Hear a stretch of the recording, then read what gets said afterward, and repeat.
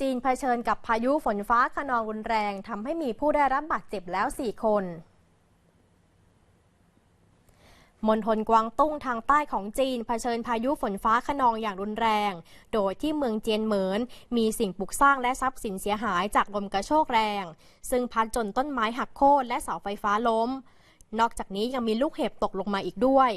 ส่วนที่เมืองกุ้ยเชงและหนานไห่มีอาคารห้างร้านและโรงงานพังถล่มจากพายุที่มีความเร็วลมรุนแรงคล้ายทอร์นาโด